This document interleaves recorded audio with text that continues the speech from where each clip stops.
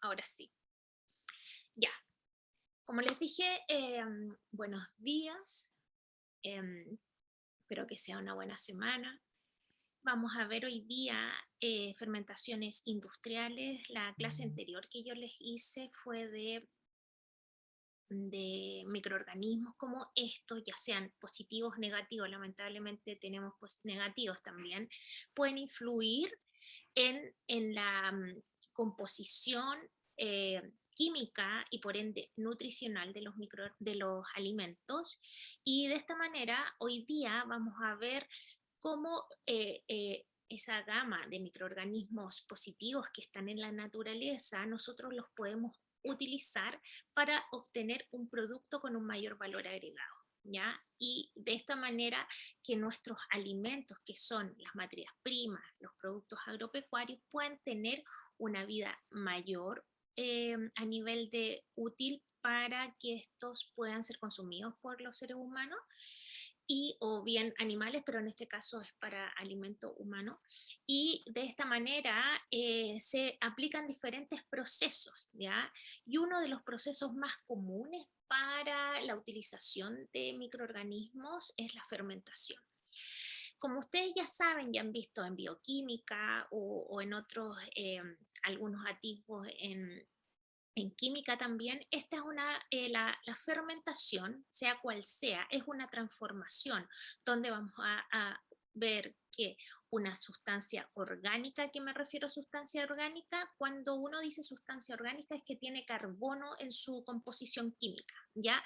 Se transforma en otra y esta puede ser gracias a los microorganismos, sea cual sea el microorganismo que se utilice es el nombre como el apellido que va a tener el proceso fermentativo, ¿ya?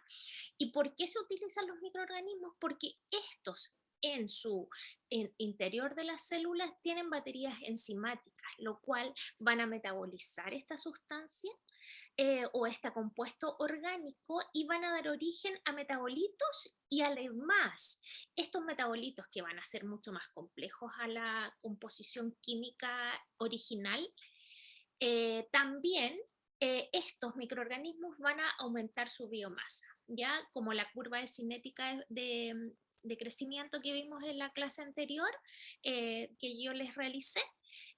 Estos van a ir aumentando su biomasa en la fase exponencial, luego hay una fase MZ donde hay un crecimiento de los microorganismos y luego finalmente hay un decrecimiento porque ya no tienen nutrientes para realizar esta transformación y vamos a obtener como producto final estos metabolitos. De acuerdo a los productos finales, vamos a tener que diferentes tipos de fermentaciones, donde vamos a tener las más conocidas es una fermentación no alcohólica, donde vamos a tener que la más conocida es la producción de pan, que se utilizan levaduras, pero esta no es alcohólica, es decir, no se produce alcohol como producto final. Otra son los vegetales o ensilados que generalmente se utilizan para alimento animal. Y las más conocidas es las fermentaciones alcohólicas, ya sea de vino, de cerveza, de sidra o bien destilados, que se utilizan levaduras para realizar su producto principal, que es el proceso de fermentación alcohólica propiamente. Luego tenemos otros tipos de fermentaciones que si bien estamos en contacto continuo con estas, los alimentos, el producto final, pero no hay mucha relación que es un proceso fermentativo, como es el caso de la producción de embutidos o curados, que en este caso serían los salames, el chorizo español u otros, que hay un proceso de fermentación en su producción, al igual que el jamón serrano o diferentes pescados fermentados. Si bien en nuestra cultura no se utilizan este tipo de alimentos como pescado fermentado, pero sí en Europa del Este o en otros eh, países como Finlandia, que tienen bajo grado de, de temperatura, relativamente durante todo el año, se utiliza esto para tener pescado recién para ser consumido inmediatamente, ¿ya? Los otros procesos fermentativos que tenemos, que también son más conocidos, son las fermentaciones lácticas, que van a dar origen a diferentes productos relacionados con diferentes tipos de leches, ya sea leche de vaca, leche de cabra, leche de camello, puede ser leche de oveja, lo que sea, y vamos a producir tanto yogur, quesos, leches fermentadas o bebidas lácteas, que es el kéfir. ¿Por qué es una bebida láctea? Vamos a ver en el transcurso de la clase por qué es una bebida láctea y no es una leche fermentada, por ejemplo, que es el kéfir, que es más conocido en nuestro país, mal llamado el yogur de pajaritos, que es una bebida que su origen es en el Cáucaso. Y de esta manera podemos tener un sinnúmero de microorganismos que van a dar origen a este proceso de fermentativo para obtener un producto con un mayor valor agregado. Y acá tenemos un ejemplo, o sea, un resumen de lo que yo les he estado hablando, que el proceso de fermentación, ya sea cual sea el producto, la materia prima que nosotros vamos a utilizar para realizar este proceso fermentativo, vamos a utilizar azúcares, ¿ya? No, con azúcares no solamente me refiero a glucosa y fructosa, sino que hay otros tipos de azúcares que están en los alimentos y esos son los que pueden utilizar los microorganismos para producir estos diferentes tipos de productos, o hidratos de carbono, mejor dicho. Ahora bien, vamos a tener que en la primera clase vimos que teníamos diferentes tipos de microorganismos, grupos microbianos que estaban involucrados o estaban relacionándose en el hábitat del planeta, ¿ya? Y en este caso vamos a tener que eh, en fermentaciones industriales se utilizan estos grupos microbianos. El primer grupo tenemos las levaduras, que en este caso tenemos una típica foto con microscopio electrónico de una Saccharomyces cerevisiae que está yemando, ya que se está reproduciendo por reproducción asexual, generando una célula igual a ella. Luego tenemos las bacterias, ya sean bacterias lácticas o bacterias acéticas. Las bacterias lácticas van a dar origen a diferentes productos lácteos propiamente tal, y las bacterias acéticas vamos a tener que van a dar origen a principalmente el vinagre, ¿ya?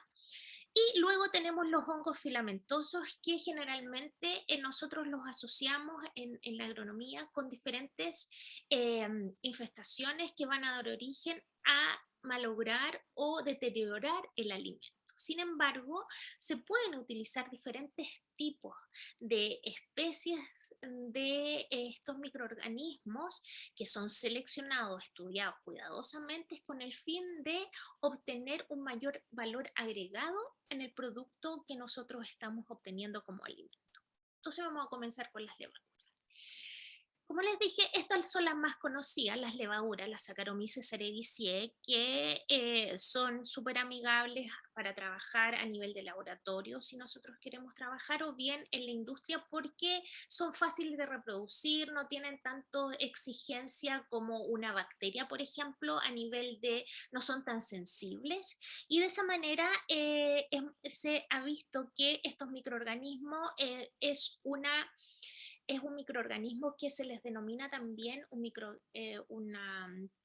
microorganismo modelo, porque se utiliza no solamente para procesos fermentativos, sino para investigaciones a nivel de procesos o de cualquier otro tipo de estudios metabólicos, porque es muy fácil de trabajar con ella, se reproduce rápidamente y a la vez es grande.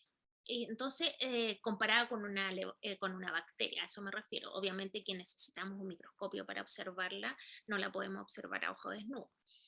Entonces, a nivel general, estos microorganismos son unicelulares. Su función es metabolizar los azúcares fermentables en etanol, su mayor producto, el dióxido de carbono, para que haya un equilibrio químico, y luego diferentes productos secundarios de acuerdo al proceso metabólico que se estén, de la materia prima que estemos utilizando.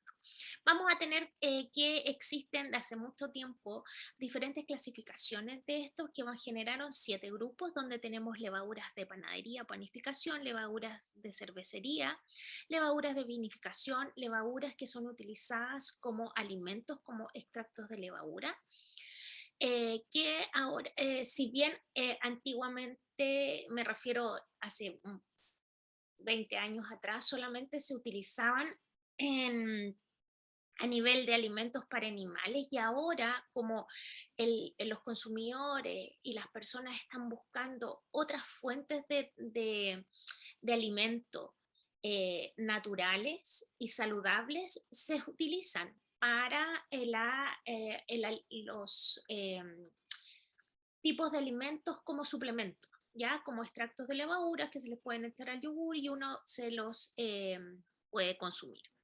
Ya tenemos otros también, los autorizados, que también se utilizan tanto para la industria, para utilizarlos propiamente tal como nutrientes para las mismas levaduras, que los autorizados son pequeños trozos de células de levaduras que tienen nutrientes, y luego finalmente tenemos las que se utilizan para producción de etanol industrial y carburantes propios.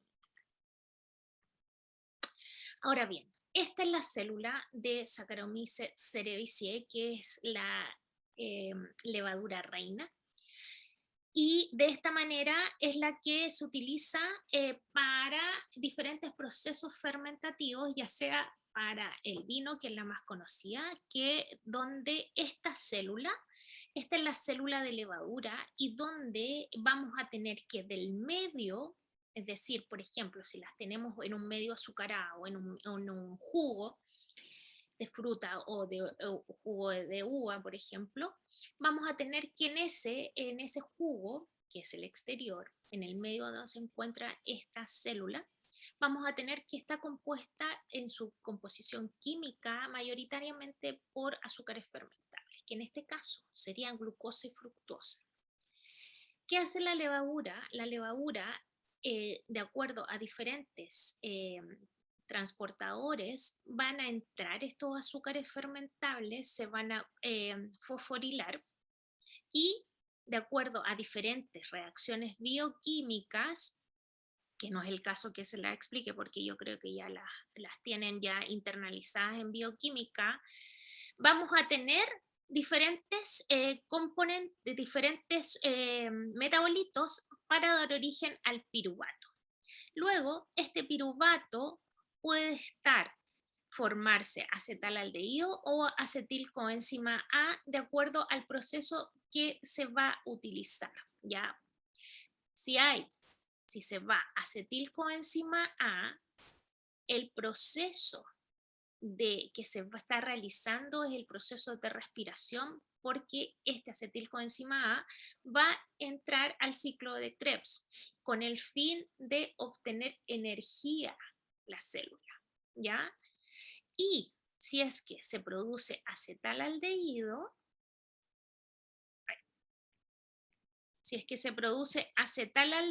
se va a producir por diferentes reacciones bioquímicas de enzimas, se va a producir la, la producción de etanol, y se va a liberar al medio, liberando dióxido de carbono. Por lo tanto, esto es lo que se obtiene. Sin embargo, en un proceso de fermentación propiamente tal, que es vamos a obtener energía también, pero no tanto comparado con el proceso de respiración. Y acá lo tenemos, que en un proceso de fermentación que es de respiración, que es en presencia de oxígeno, que es el acetilcoenzima, entra al ciclo de Krebs en el interior de la célula, se va a producir mayor cantidad de energía, que esto es equivalente a ATP, que tendríamos 36 ATP. En cambio, en un proceso de fermentación propiamente tal, que ya la levadura o el microorganismo, esto vale para todos, pero en el caso el modelo es la levadura, vamos a tener que ya obtuvo energía y luego realiza el proceso de metabolización de los azúcares fermentables, donde su acción principal es la producción de etanol y dióxido de carbono y diferentes compuestos secundarios, pero sí obtiene una pequeña cantidad de energía que es mínima comparada con lo que se produce en respiración, que son 2 ATP. Por lo tanto, ¿qué se produce en un proceso de fermentación? Vamos a tener que los azúcares fermentables, gracias a las levaduras, vamos a tener que en un porcentaje mayor de un 90% se produce etanol, en un 8% dióxido de carbono y metabolitos secundarios, más la biomasa, porque tiene que aumentar la biomasa de los microorganismos, de las levaduras para generar este proceso de transformación bioquímica, es alrededor de un 2%. ¿Ya? Con esto se puede generar diferentes procesos fermentativos y el más común es la elaboración del vino en la industria enológica, donde van a transformar los azúcares fermentables, que en este caso la uva, el mosto de uva va a tener en su mayoría fructosa y glucosa, vamos a transformar en etanol, dióxido de carbono y compuestos secundarios. Este proceso fermentativo, como ya ustedes pudiesen tener mayores antecedentes en fundamentos de enología, se puede realizar en forma espontánea, es decir, utilizando la microbiota nativa que existe en la superficie de las bayas, o con procesos de fermentación inoculadas donde utilizamos una levadura específica, la cual está liofilizada, y nosotros las tenemos que hidratar e inocular en nuestro mosto. Y de esa manera, esto nos genera, al utilizar un inóculo seleccionado, nos genera que vamos a tener un comienzo rápido de la fermentación, ya que no hay competencia. Y por ende, si tenemos que comenzó rápido el proceso de fermentación con un inóculo comercial que ya está capacitado para realizar el proceso fermentativo, vamos a tener mayor seguridad, obviamente con todas las condiciones óptimas para realizar el proceso fermentativo. Vamos a tener que se van a transformar todos los azúcares fermentables, no dejando una bajita concentración de azúcares en el vino, eh, para que estos no sean utilizados por microorganismos que pudiesen alterar las características organolépticas del vino, y de esta manera a la vez estos microorganismos seleccionados, nosotros tenemos la seguridad que son tolerantes a las concentraciones de etanol que se van produciendo. Sin embargo, con el cambio climático, esta situación de la tolerancia al etanol va a ser cada vez más drásticos y los microorganismos se van a tener que ir adaptando como toda la vida, ya que vamos a tener mayor concentración de azúcares por las alzas de temperatura en las bayas, y de esta manera esto se va a traducir en una alta concentración de etanol en el producto final, que va a ser el vino, y las levaduras se van a tener que ir adaptando a esta concentración de etanol. Ya se ha visto esa tendencia y de esa manera se van obteniendo mayores microorganismos seleccionados, y si utilizamos la microbiota nativa, también estos microorganismos nativos también se van adaptando en forma paulatina a estas concentraciones de azúcares que tienen que metabolizar.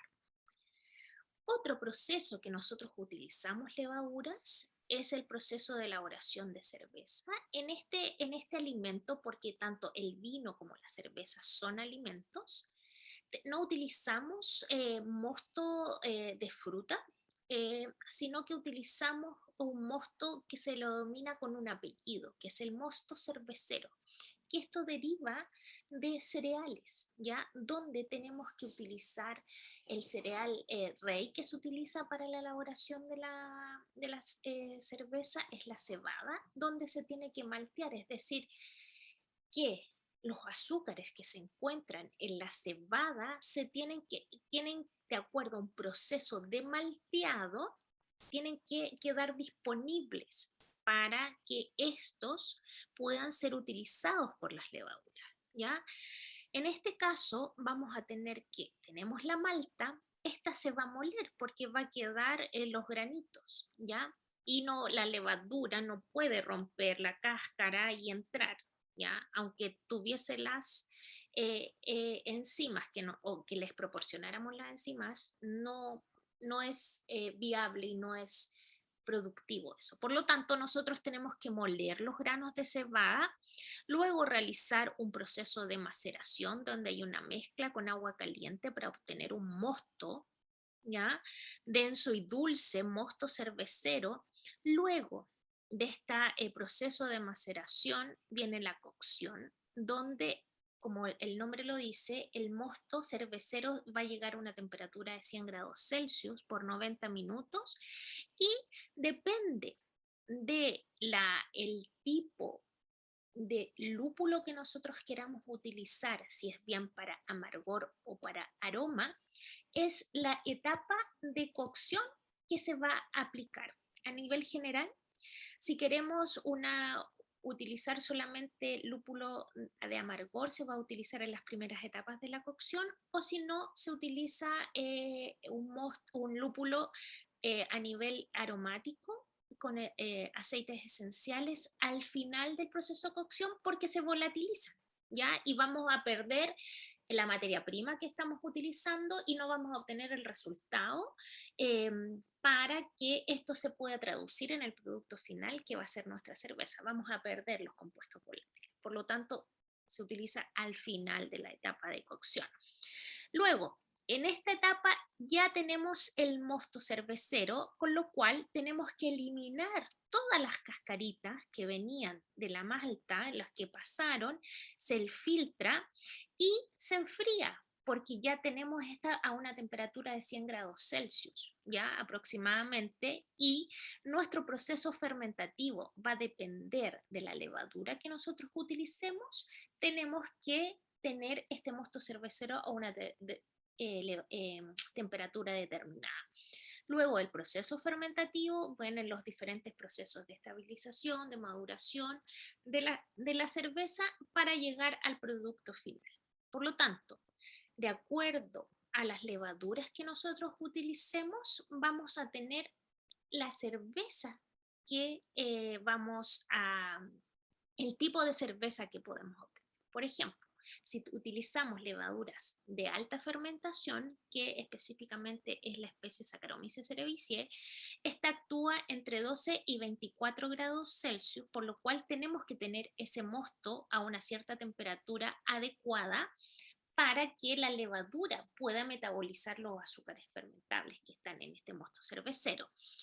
Las características de esta levadura es que se sitúan en la superficie del mosto y van a dar origen a las cervezas que están en el grupo de las ale, ¿ya?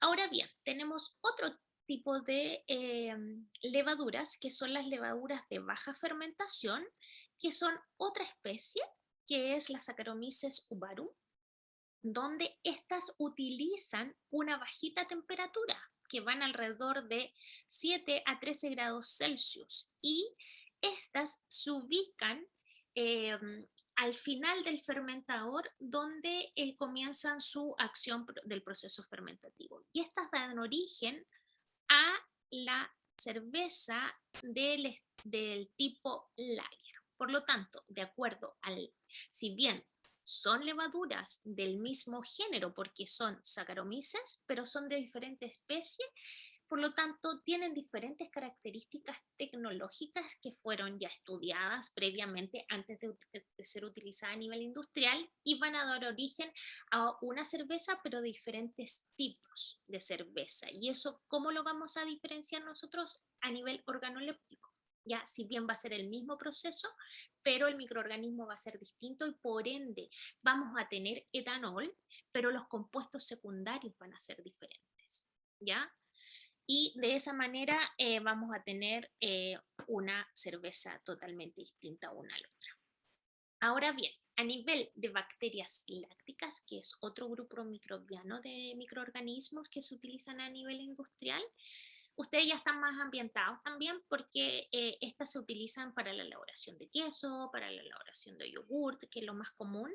Y a nivel de elaboración del queso, vamos a tener que el queso se puede elaborar desde de una mono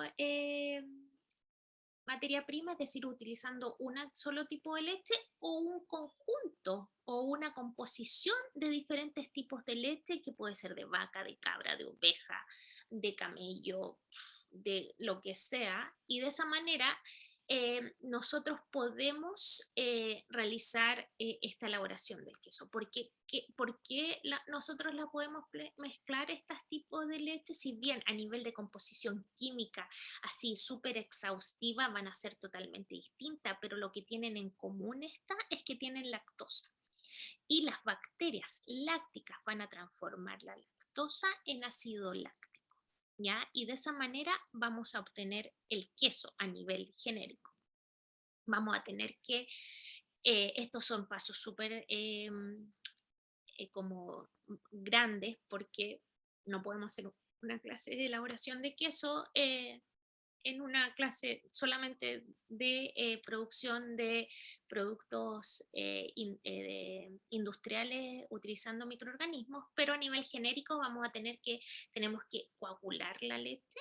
¿Qué significa coagular la leche? Que van a precipitar las proteínas de la leche por el descenso del pH y esto se debe a que la lactosa pase a ácido láctico, ¿ya? Y vamos a tener un descenso del pH. Luego va a haber un desuerado, donde va a haber una pérdida del suero de la leche, es decir, en la parte el más líquida.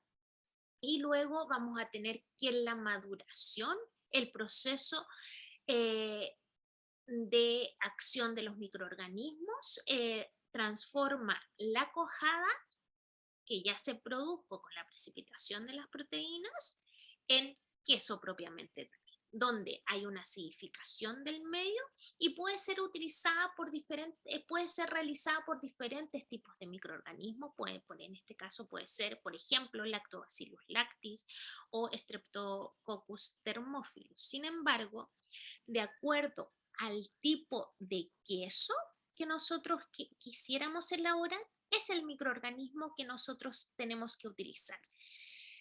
Estas bacterias, tenemos diferentes tipos de bacterias. Tenemos bacterias mesófilas, que ustedes recuerdan que es mesófilo en la clase anterior que yo les hice de microorganismos, y bacterias termófilas, por lo cual esto quiere decir que actúan a diferentes temperaturas estos microorganismos y esa temperatura nosotros las tenemos que conceder en este proceso fermentativo para dar origen a los diferentes tipos de queso que se mencionan en esta dieta.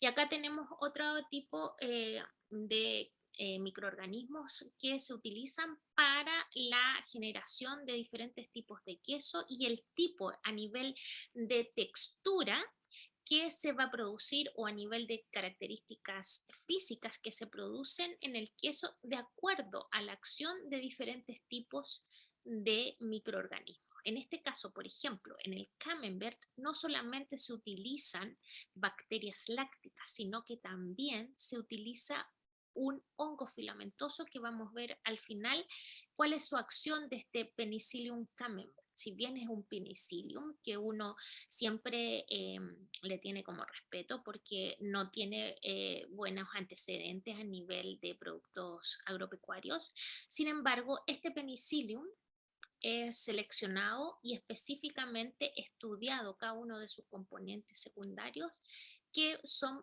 beneficiosos para eh, las características organolépticas de este queso principalmente. Ahora bien, Otro tipo de bacterias lácticas se utiliza para la elaboración de yogurt, donde vamos a tener que se va a utilizar también diferentes tipos de leche, donde el yogur es una leche coagulada que se obtiene de un proceso de fermentación láctica por la acción de las bacterias lácticas, donde las bacterias lácticas son las que van a transformar la lactosa en ácido láctico y estos, cuando nosotros tenemos el yogurt, las bacterias están vivas en el yogurt, ¿ya? Están viables.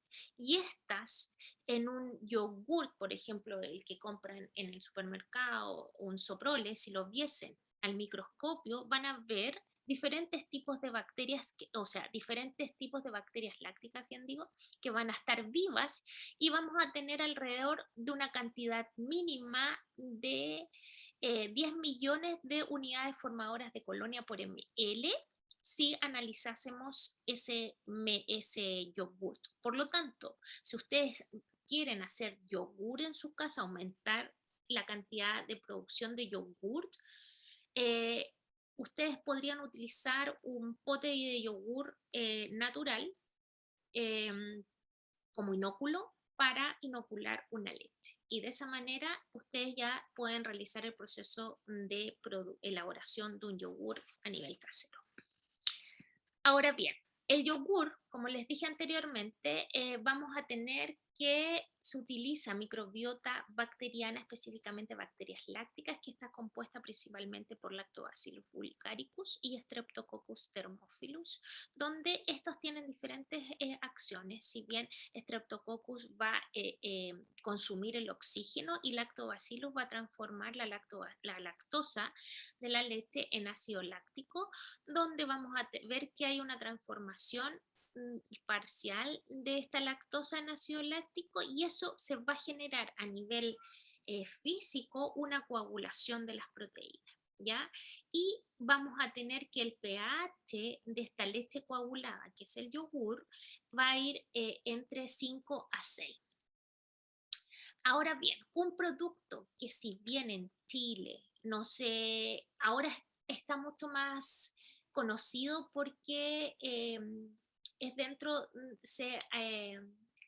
ha tenido más relevancia los alimentos funcionales, con lo cual ha tenido más importancia a nivel de los consumidores que buscan alimentos saludables, que es el kéfir, ¿ya? Más bien conocido hace muchos años como el yogur de pajarito, y ahora recién se está como conociendo kéfir propiamente. Sin embargo, ya sea yogur de pajaritos o kéfir, es lo mismo. Esto es una leche fermentada de tipo ácida alcohólica. Esto es un alimento que es más bien un alimento que no a todo el mundo le gusta, sino que tiene un proceso de asimilación de este. ¿Por qué? Porque tiene una concentración de alcohol, una concentración de ácido, ya sea ácido acético también, por lo tanto no es muy agradable a todos los paladares. La materia prima que se utiliza son leches de diferentes mezclas o de una sola o cualquiera sea de estas. Es una bebida gaseosa, ácida y alcohólica. ¿Por qué es gaseosa? Porque se produce un proceso de fermentación alcohólica. Y su origen es en Europa del Este, en el Cáucaso, donde el inóculo que se utiliza son estos cúmulos que parecen granitos de azúcares, o sea, como juntos así mojados, que son los quífaros, donde estos son, tenemos el conjunto de los microorganismos que aquí se ven mucho más cerca, el conjunto de los microorganismos que realizan este proceso fermentativo, porque no solo son un microorganismo que realiza este proceso fermentativo, por lo cual eso el conjunto de microorganismos de levadura, de bacterias lácticas y bacterias acéticas que actúan en el proceso de elaboración del kéfir, eso les da esa complejidad de sabor y de organoléptica propiamente tal a este producto. ¿Dónde vamos a tener que se puede utilizar leche pasteurizada? Se utilizan estos granos de kéfir que alrededor vamos a tener, se han hecho diferentes tipos de estudios de acuerdo al origen donde se obtienen estos granos de kéfir. Vamos a tener en promedio 30 especies tanto de bacterias como levaduras que van a estar interactuando en la elaboración de este kéfir. Se elabora a una temperatura de 22 a 25 grados Celsius por 12 a 16 horas y se puede madurar para obtener mayor consistencia, que los compuestos secundarios se asienten y poder tener un producto más estable. Vamos a tener una maduración alrededor de 1 a 3 días a 10 grados Celsius, por lo cual vamos a tener esta bebida, que las características que vamos a tener, que va a tener una acidez entre 0,7 a 1%, un grado de etanol a 1%, si bien es súper poco, pero se siente en boca ese, esa concentración de etanol y diferentes compuestos secundarios, y también se siente el dióxido de carbono que se produce, el gas. Diferentes compuestos secundarios que van a ir complejizando este alimento, como es el diacetilo, acetalaldehído, acetoína, que son compuestos que se generan de la metabolización de los diferentes componentes que tiene la leche que se utiliza. Y tenemos que diferentes tipos de microorganismos que se encuentran, como la combinación de Streptococcus keferi, Bacterium caucasum, Streptococcus cremoris, Lactobacillus bulgaricus, con levaduras, por ejemplo, Saccharomyces fragilis, Torulaspora keferi. Por lo tanto, si bien son levaduras, pero son otras especies, si ustedes se dan cuenta, si es esta es una Saccharomyces, pero es otras especies que se utilizan, por ejemplo, distintas a la elaboración del vino o distintas a la elaboración de cerveza o a la elaboración del pan, ¿ya? Por lo tanto, tenemos un sinnúmero de microorganismos, si bien se han reportado y hay bastantes a nivel industrial, pero la naturaleza nos tiene guardados un sinnúmero de microorganismos que aún no tenemos en conciencia que existen para ser utilizados para la elaboración de alimentos. Ahora bien, pasamos a las bacterias lácticas, a las bacterias acéticas, que a nivel industrial lo más conocido que se conoce como alimentos es la elaboración del vinagre. Sin embargo, estos microorganismos también se utilizan para la elaboración de ácido ascórbico, que es la vitamina C, por la oxidación del sorbitol y la sorbosa, ya que son componentes que ésta puede utilizar. Vamos a tener que estos microorganismos pueden oxidar el etanol, es decir, su materia prima para generar un producto con un mayor valor agregado es el etanol, en ácido acético, ¿ya? Y los géneros más conocidos que existen de bacterias acéticas que están implicadas en un proceso de acetificación: Acetobacter, Gluconobacter, Gluconoacetobacter. Y lo más conocido, como les dije anteriormente, es la producción de vinagre. A nivel de la producción de vinagre, hay dos grandes métodos para la elaboración de vinagre. Un método tradicional, que también se denomina Orlean, que se realiza en barricas, ¿ya? Donde las barricas se ponen el fermento, o en este caso puede ser cualquier tipo de fermento que se haya originado de una sustancia azucarada. ¿Por qué digo fermento? Porque lo único que se puede llamar vino es el mosto que se generó de uva, ¿ya?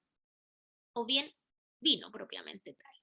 Y el vinagre que se produce es vinagre de, por ejemplo, si vamos a utilizar como materia prima vino, vinagre de vino; si es de manzana, vinagre de manzana, y así sucesivamente. Por lo tanto, vamos a tener dos tipos de métodos. El primer método es el método tradicional, donde el inóculo van a ser las bacterias acéticas. Sin embargo, a nivel de mercado, a nivel comercial, no existen bacterias acéticas comerciales, con lo cual cada vinagrería tiene su inóculo, que es el secreto. Y de esa manera, esta tiene la madre del vinagre, donde van a inocular las barricas con esta materia prima, que en este, por ejemplo, vino, y de esa manera vamos a tener que este proceso en barricas va a ser súper lento, ¿ya? Que puede durar varias semanas, y lo bueno que estos, como las barricas tienen poros, son, hay una microoxigenación natural porque estos microorganismos son aeróbicos, necesitan oxígeno para su desarrollo. Por lo tanto, es un medio súper óptimo para obtener este vinagre. Ya le tenemos que dar una temperatura alrededor de 30 grados Celsius, que es su temperatura óptima para su desarrollo, y esperar. Este método a nivel tradicional es súper lento, pero es de calidad, ¿ya? Porque no solamente está realizándose el proceso de acetificación, que es un proceso también mal llamado fermentación acética, porque se denomina en forma correcta acetificación, donde hay una metabolización del etanol en ácido acético, pero no solamente ácido acético, también dióxido de carbono y compuestos secundarios. Y ese es en el proceso propiamente tal. Sin embargo, como se está realizando en barricas, las barricas le confieren los compuestos terciarios, que depende de la madera que se haya fabricado esta barrica, es lo que le va a conferir al vinagre. Y de esa manera le otorga una calidad excepcional a ese vinagre que se está elaborando. Sin embargo, tenemos otro método, que es el método sumergido, donde el vinagre se realiza en un reactor, es decir, una cuba de acero inoxidable, donde, o un estanque de acero inoxidable, donde se les tiene diferentes sistemas para la propulsión del aire, que está en forma continua el aire en el interior de esta, tiene temperatura, concentración de aire u oxígeno, inóculo y materia prima que se está utilizando, que se va incorporando en forma automática, ¿ya? Por lo tanto, se puede en forma continua, se va produciendo ácido acético, ¿ya? Lo malo que esto, bueno, primero lo bueno es que esto es súper rápida la producción de vinagre. Sin embargo, solamente en forma eh, de calidad vamos a tener ácido acético y dióxido de carbono. No vamos a tener mayor implicancia y bueno, y compuestos secundarios del proceso de acetificación, pero no tenemos un vinagre con esa impronta de las características de componentes terciarios que le brinda la elaboración de un vinagre en barrica. Por lo tanto, es de baja calidad con respecto a un vinagre elaborado en forma tradicional.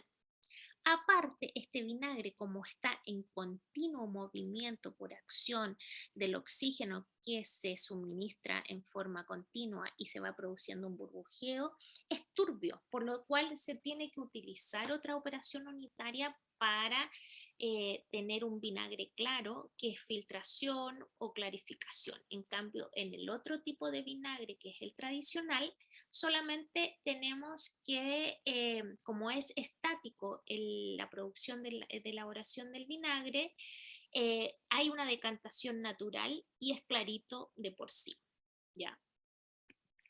Ahora bien, llegamos a los hongos filamentosos, que es el último grupo microbiano que vamos a ver, donde estos en forma más común se utilizan en la elaboración del queso. Si bien los hongos filamentosos a nivel de la industria agroalimentaria son súper temidos porque producen micotoxinas que son perjudiciales para la salud humana, porque ya se ha detectado a nivel científico que algunas micotoxinas producidas por hongos que infestan tanto a frutos secos, a frutas, al vino, quiero decir a la materia prima que se realiza el vino, que es la uva, o bien a los granos de café, y así un sinnúmero de alimentos producen enfermedades no muy agradables como el cáncer o bien intoxicaciones importantes en el ser humano. Por lo tanto, los hongos filamentosos que se utilizan específicamente para la elaboración de quesos son seleccionados y rigurosamente estudiados para que no produzcan esos eh, componentes tan dañinos para la salud. En este caso, hay un hongo que se utiliza, que es el Penicillium camemberti, que para la elaboración de un queso, que le otorga, si bien el queso ya está elaborado propiamente tal con las bacterias lácticas, pero la incorporación de este hongo filamentoso en un proceso, un segundo proceso fermentativo, le va a conferir mayores características organolépticas al producto final, una mayor complejidad aromática y en boca. Este es un hongo que puede ser mezclado anteriormente antes de que el queso se coloque en los moldes y puede ser añadido en forma de aspersión en el exterior del queso y de esa manera se va a generar esta capa blanquecina por acción del crecimiento del hongo. ¿Ya? Esta maduración puede durar alrededor de 12 días donde vamos a tener que se consume el ácido láctico y se va a producir por diferentes reacciones enzimáticas que tiene el hongo, una complejidad más aromática a nivel de otros ácidos como caprílico o ácido butírico, que su mezcla de estos componentes aromáticos secundarios que se van produciendo en el proceso fermentativo con acción de este hongo va a dar una complejidad, perdón, distinta a los otros hongos que hay en el mercado. Y otro hongo también que se utiliza para la elaboración también de quesos es el Penicillium roqueforti, que da origen al queso Roquefort, que es más conocido como queso azul, donde este se añade al cuajado y vamos a tener que alrededor de 8 días después de la siembra de este hongo, que este es el hongo si lo hubiésemos, sus hifas, lo hubiésemos visto a nivel microscópico, vamos a tener un crecimiento en todas las hendiduras de este hongo, donde vamos a ver que esto tiene un hifas, son las hifas que se crecieron, es el hongo que creció, que ese es el color que es azul o como un color de marmoleado, y el hongo creció en el queso y de esa manera, por acción de sus enzimas, en este caso proteolíticas, lipolíticas, libera diferentes ácidos grasos que van a producir alcoholes secundarios o propiamente tal ácidos grasos que les van a conferir esas características específicas al queso Roquefort, que si bien tiene su producción fundamental de la elaboración del queso es realizada por las bacterias lácticas específicas para la generación de este queso, también como un proceso, una segunda proceso fermentativo, vamos a tener la inoculación de estos hongos filamentosos y con esto, con mayor cantidad de procesos fermentativos que se le vayan confiriendo a una materia prima, vamos a tener mayor complejidad aromática porque vamos a tener una mayor cantidad de compuestos aromáticos y estos se van a ir conjugando, se van uniendo y de esta manera le van a dar esta impronta característica a este alimento que se está elaborando y a la vez vamos a tener mayor vida útil porque las sustancias orgánicas que se encuentran en la materia prima se transformaron a otras más complejas y de esta manera vamos a tener que la materia prima tiene un mayor vida útil, un mayor valor agregado a nivel nutricional. Sin embargo, no es para toda la vida. Tiene un límite de caducidad, depende de los procesos de conservación que se les apliquen. Y de esa manera terminamos la clase de hoy. Vamos a detener la grabación.